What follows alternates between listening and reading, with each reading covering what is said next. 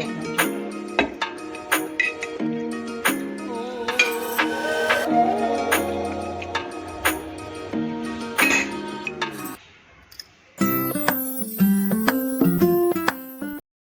જય શ્રી કૃષ્ણ, રાધે રાધે, જય દ્વારકાધીશ, હર હર મહાદેવ।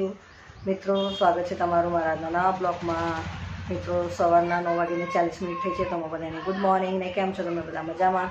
બધા મજામાં રહો। દ્વારકાધીશ બધાને સારા સારા રાખે, મસ્ત રાખે। મિત્રો, જો આજ તો માથું બાથું ધોઈને મસ્ત નહીં કાઢી, પૂજા બી થઈ ગઈ। કેમ કે આજે શું છે ખબર છે ને, આજે રામાપીર ભગવાનની બીજ પણ છે। વૈશાખ મહિનો બેસી ગયો કાલથી।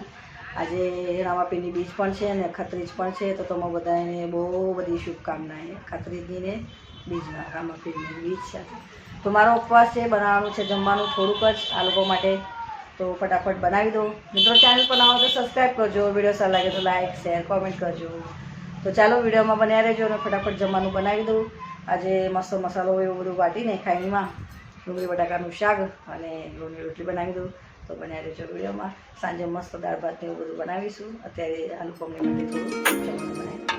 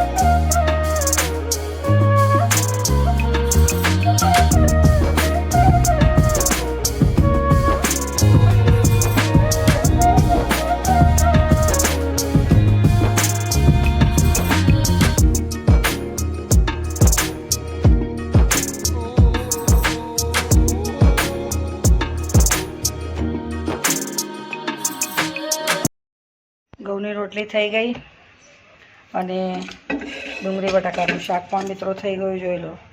હવે ઉપર નાખી દઈએ આપણે ધાણા। આજે તો મારો ઉપવાસ છે એટલે આ લોકોની માટે જમવાનું બનાવી દીધું ફટાફટ।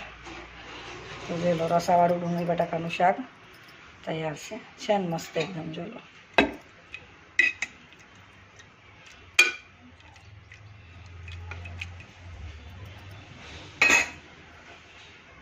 જમવાનું બની ગયું, ડુંગળી બટાકાનું શાક બનાવ્યું મસ્ત રસાવાળું અને ઘઉંની રોટલી બનાવી। તો મિત્રો, સાંજની પણ મને તૈયારી કરવી છે। તો હવે બધું કામ પરવારીને સાંજની તૈયારી કરું। ચોખા બોખા બધું વેળીને રાખી દઉં એટલે સાંજે બહુ મગજમારી ના થાય। જલ્દી જલ્દી બધું કામ થઈ જાય। કેમ કે દિયાબત્તી ભરવાના, પાછા બીજના દર્શન કરવાના, એટલે બધી સાંજની પણ તૈયારી અત્યારથી જ કરીને મૂકી દઉં। અને આ દાળ પણ વેણી કાઢીને, તો આજે સાંજે બનાવીશું અમે દાળ ભાત। ચોખા પણ વેણ્યા અને દાળ પણ વેણી કાઢી। તો સાંજની તૈયારી પણ કરી દીધી મેં। ચોખા વેણી કાઢ્યા અને દાળ પણ વેણી દીધી। હવે મસ્ત બધું મૂકીને સાફસૂફ કરી દઉં અને આ લોકો અમને જમવા બેસાડી। તો 6:30 વાગી ગયા અને સાંજનું મારું જમવાનું રેડી થઈ ગયું। જોઈ લો, દાળ બનાવી મસ્ત, દાળ થઈ ગઈ અને ભાત પણ થઈ ગયો। તો સાંજનું જમવાનું ભાત બનીને રેડી થઈ ગયા। હવે જમવાનું કાનાનું આમાં